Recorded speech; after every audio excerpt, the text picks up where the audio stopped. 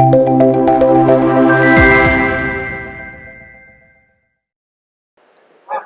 Telangana folk federation కి వచ్చే కళాకారులందరికీ, Telangana folk federation 2025 వచ్చిన కళాకారులందరికీ, అతిరథ మహారథులందరికీ, రచయితలకు, సంగీతకారులకు, గాయకులకు, నటులకు, ప్రొడ్యూసర్లకు పేరు పేరున అందరికీ ధన్యవాదాలు తెలుపుతూ నమస్కారాలు తెలియజేస్తున్నా.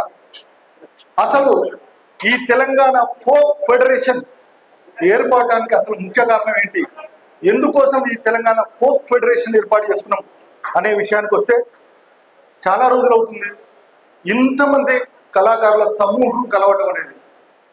ఎవరి పనులలో వాళ్ళు ఉన్నాం, ఎవరి పనులు వాళ్ళు చేసుకుంటున్నాం. చాలామంది ఈ వృత్తిలో చాలామంది కొద్దిమంది ఉన్నారు, కొద్దిమంది దీని నుంచి పోయారు.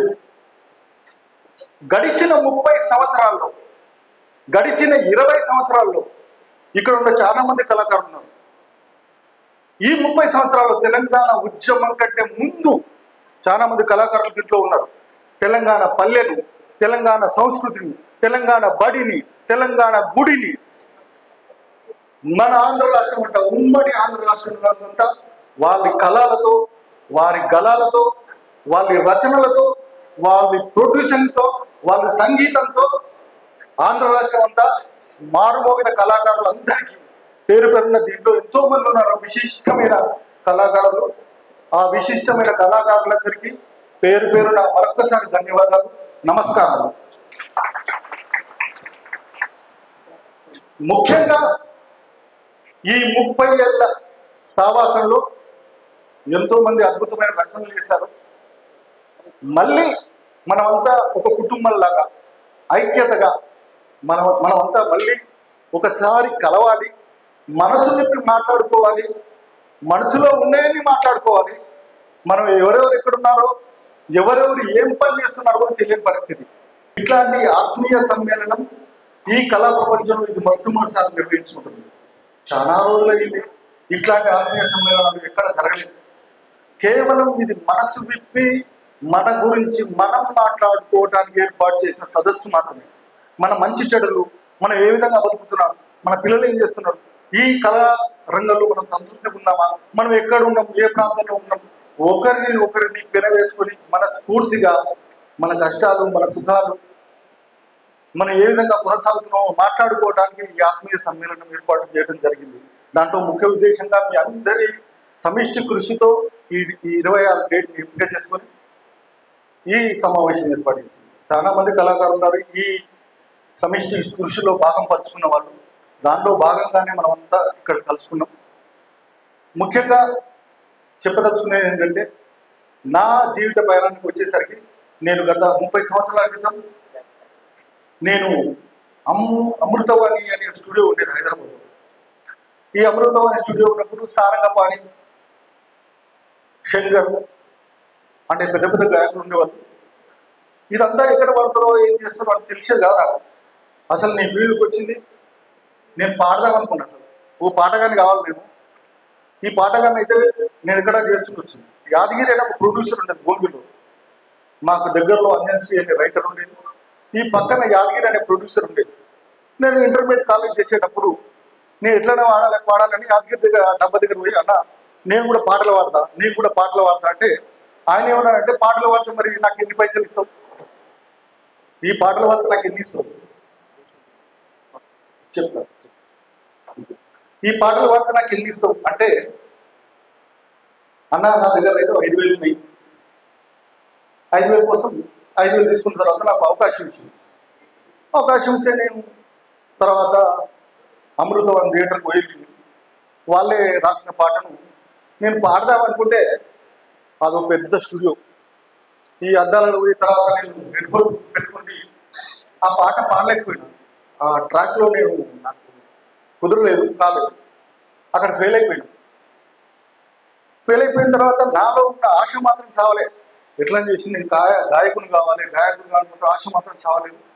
చాలామంది ఇల్లున్న ప్రొడ్యూసర్ దగ్గరికి నేను చాలామంది దగ్గరికి నడుచుకుంటూ వెళ్ళే సంఘటన ఉన్నాయి. అంటే నా ఇంటి దగ్గర నుంచి సుమారుగా 16 కిలోమీటర్లు చనిపోయిన దశ దగ్గర కూడా నేను నడుచుకుంటూ వెళ్ళేటోని. అన్న నాకు అవకాశం ఇస్తాం, అన్న నాకు అవకాశం ఇస్తాను, నేను పాడతాను. ఎవరు నాకు పెద్దగా అవకాశం ఇచ్చిన సంగతి ఏంటంటే అంతకుముందు నేను ఫీల్డ్లో నేను అప్పటికే జడల రమేష్, ఆకునూరి దేవయ్య, ఒడ్లకొండ అనిల్ కుమార్ ఇట్లాంటి పేర్లు ముందుండేది. రచన, గానం, జడల రమేష్, ఆకునూరి దేవయ్య ఇట్లాంటి పదాలు వస్తుంది. తర్వాత చాలా కాలం తర్వాత మన ఏరియాలో స్టూడియోలు ఉండేవి.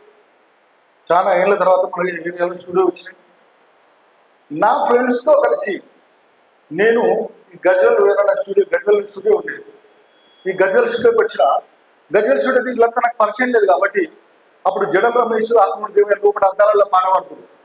ముందు పిండికిండి ఆ అద్దాలలో పోయి ఈ జడల రమేష్ ఎట్లుంటుందని అద్దాల నుంచి అవి ఆయన జడల రమేష్ అని ఈయన ఆకునూరి దేవయ్య అట్లా లోపలికి వచ్చి నేను పరిచయం చేసుకున్న సందర్భం. తర్వాత మెల్లిమెల్లిగా నేను పాడటం కావాలంటే ముందు రచయిత కావాలని చెప్పేసి రచయిత కావడం జరిగింది. ఈ రచయిత అవ్వడానికి చాలా మంది ప్రొడ్యూసర్లు నాకు ఈ అవకాశం ఇచ్చారు. తర్వాత వంతుల వారిగా చాలా అద్భుతాలు చేసి 30 సంవత్సరాల జర్నీలో నేను మీ ఉండటం జరిగింది. దీనికోసం సహకరించిన చాలామంది సంగీతకారులు ఉన్నారు, నాకు సహకరించిన ప్రొడ్యూసర్లు ఉన్నారు, నాకు సహకరించిన గాయకులు ఉన్నారు, రచయితలు ఉన్నారు. వారికి పేరున ధన్యవాదాలు. ఈ 30 ఏళ్ళ జర్నీలో నాకు సంతోషం ఇచ్చింది. ఈ జర్నీ అంతా నాకు ఇష్టం ఉంది కాబట్టి ఈ జర్నీ అంతా సంతోషంగా సాగింది. నేను ఇది చేసుకుంటూనే లా పూర్తి చేశాను. లా మీద నాకు పెద్దగా ఇంట్రెస్ట్ లేకుంటే అందుకోసం నేను ప్రాక్టీస్ చేయలేదు. లా నాకు కంప్లీట్ అయిపోయింది. నాకు 2 పిల్లలు, బాబు 10th క్లాస్, పాప ఇంటర్మీడియట్ చదువుతుంది. పాపను హైదరాబాద్లో ఇంటర్మీడియట్ చదువుతుంది. బాబు 10th క్లాస్, నా పక్కన ఉన్న భూమిలో 10th క్లాస్ చదువుతున్నాడు. హ్యాపీగా ఫ్యామిలీ అంతా కొనసాగుతుంది. నేను ఇప్పటికి కూడా ఇదే కళారంగంలో ఉన్నా. నాకు ఒక 4 యూట్యూబ్ ఛానల్ ఉంది. ఆ యూట్యూబ్ ఛానల్లో ఫుల్ టైం చేసుకుంటూ నాకు ఇష్టమైన ఫీల్డ్ కాబట్టి ఈ ఇష్టమైన ఫీల్డ్లోనే ఇంకా నిరంతరం కొనసాగుతూనే ఉన్నాను. నాకు వచ్చిన ఆలోచనలో భాగంగా నేను మొన్న కుమరవెల్లి మల్లికార్జున్ పెళ్లికి పోయిన తర్వాత చాలా మంది అక్కడికి కళాకారులు వచ్చారు. మనమంతా ఒకసారి ఆత్మీయ సమ్మేళనం ఏర్పాటు చేసుకుందాం, ఆత్మీయంగా మాట్లాడుకుందాం అని అంటే చిన్నగా ఆత్మీయ సమ్మేళనం తెలంగాణ ఫోక్ ఇండస్ట్రీ అని ఒక గ్రూప్ ఏర్పాటు చేసి తర్వాత మిత్రుల సలహాతో చాలామంది 30 ఏళ్ళకి సంబంధించిన కళాకారులు ఉన్నారు, 20 ఏళ్ళకి సంబంధించిన కళాకారులు ఉన్నారు. మనమంతా వాళ్ళందరినీ ఏకం చేసుకుందామంటే మళ్ళీ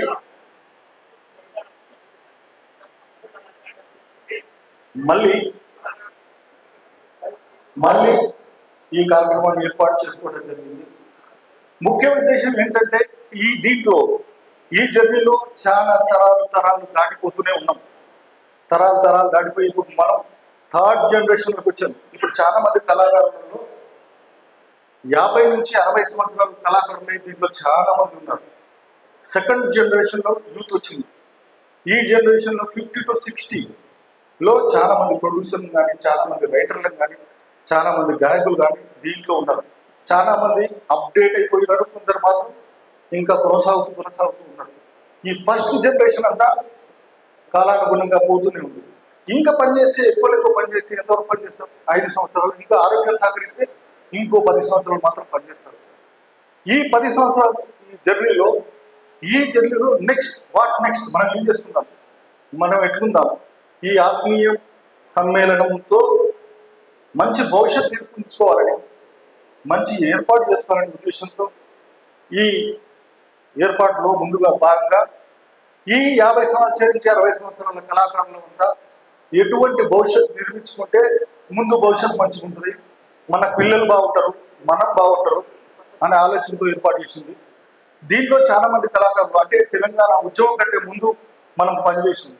తెలంగాణ ఉద్యమం 10 ఏళ్ళ నుంచి తెలంగాణ ఉద్యమం వచ్చింది, ఉధృతమైంది, తెలంగాణ రాష్ట్రం వచ్చింది. చాలా మంది కళాకారులకు ఉద్యోగాలు వచ్చినాయి, బాగుంది. తెలంగాణ 30 సంవత్సరాల నుంచి ఉన్న కళాకారులు చాలా మంది డబ్బు కొట్టకుండా, ఊరిలో వాడలేకుండా, ఎక్కడో స్ట్రీట్లో ఉండలేకుండా, వాళ్ళ స్థితిగతులు తగ్గించుకోకుండా దానికి రాజీనామా చేసి బయటకు వచ్చారు. ఇప్పుడు వాళ్ళంతా 50 నుంచి 60 సంవత్సరాల మధ్యలో ఉన్నారు. ఈ 50 నుంచి 60 సంవత్సరాల మధ్యలో ఈ కళను నమ్ముకుంటున్న వాళ్ళకంతా గడిచిన ప్రభుత్వాలు కానీ ఈ ప్రభుత్వాలు ఏం చేయలేదు. దీనికోసం ఈ 50 నుంచి 60 సంవత్సరాలు నిండిన 30 సంవత్సరాల సీనియారిటీ గల కళాకారులంతా ఏం చేయాలి, ఎట్లాంటి నిర్మాణం చేసుకోవాలి, ఎట్లాంటి నిర్మాణం చేసుకుంటే మన భవిష్యత్ బంగారు భవిష్యత్తుగా మారుతుంది అనే ఆలోచనలు మీరందరూ మహానుభావులు ఎంతో మంది ఉన్నారు.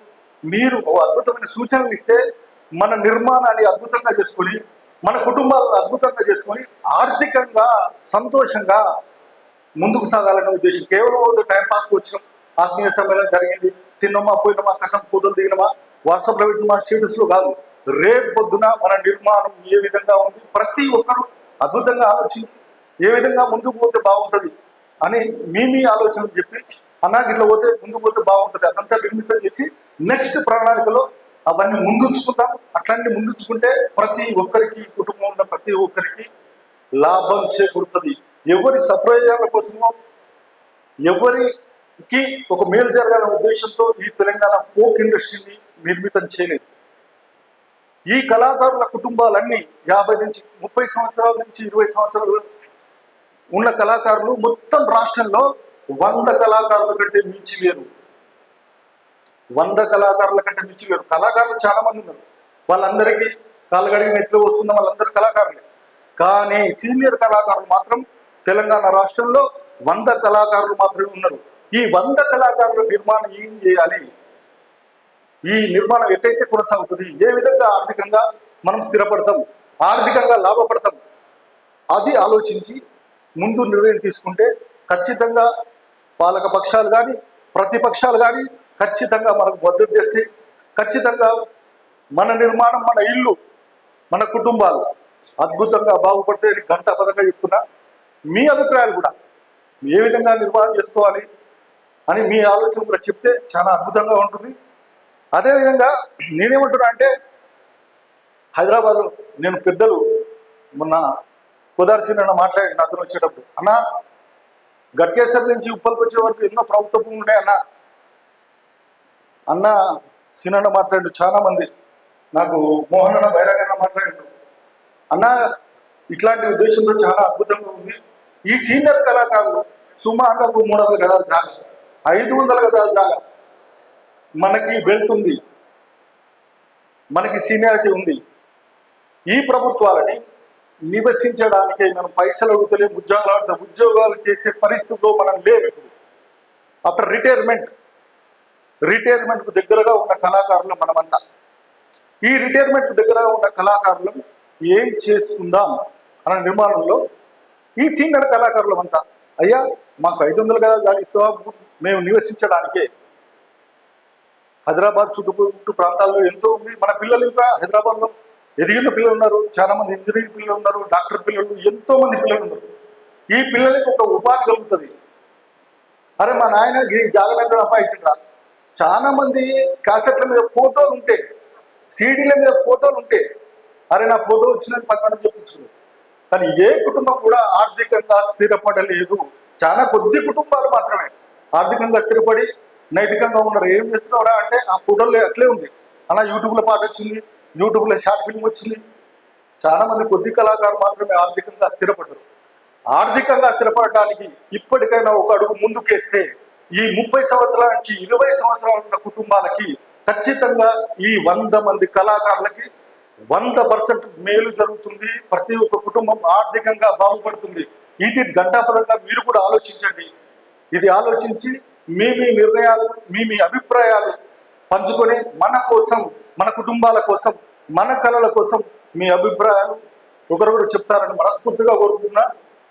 ఇది దీంట్లో ఏమైనా తప్పులు ఉంటే మీ కుటుంబంలోనే సభ్యుడిని, ఇది నా ఉత్సాహంగా ఏదన్నా చేద్దాం, నా వంతు ఏదో దీనికి తెలంగాణ ఫోక్ ఇండస్ట్రీ పెట్టుకొని అరే నేను దీనికి అధ్యక్షుని అవుతా, దీనికి ఉపాధ్యక్షుని అవుతా, దీనికి ఏదో అవుతా అని చెప్పి నేను ఇదంతా ఏర్పాటు చేసింది కాదు. ఇదంతా ఏర్పాటు చేసిన కళాకారులు కూడా లేరు. కేవలం మన కుటుంబాలకి ఏం చేసుకోవాలి, ఎట్లయితే మనం బాగుపడతామనే ఉద్దేశంతో ఈ ఆత్మీయ తెలంగాణ ఫోక్ ఫెడరేషన్ ఏర్పాటు చేయడం అయింది. అందులో భాగంగా మీ అభిప్రాయాలు చెప్పండి. ఎట్లయితే బాగుంటుంది, ఎట్లో ఇది జరిగింది పోయింది, మళ్ళీ ఒక సమావేశం ఏర్పాటు చేసుకుందాం, రెండో సమావేశం ఏర్పాటు చేసుకుందాం. ముందు భవిష్యత్తులో కూడా ఈ తెలంగాణ ఫోక్ ఫెడరేషన్ ఇలాగే ముందుకు సాగి ఈ శేష జీవితం అంతా ఆనందభరితంగా జీవితాలు మలుచుకోవాలని మనస్ఫూర్తిగా కోరుకుంటున్నాను. నాకు ఈ అవకాశం ఇచ్చిన ఈ కళాకారుల కుటుంబం అందరికీ నేను ఇక్కడి నుంచి పాదాభివందనం చేస్తున్నా. నాకు ఈ అవకాశం ఇచ్చినందుకు చేతులు ఇచ్చి శిరస్సు వంచి నమస్కరిస్తున్నా.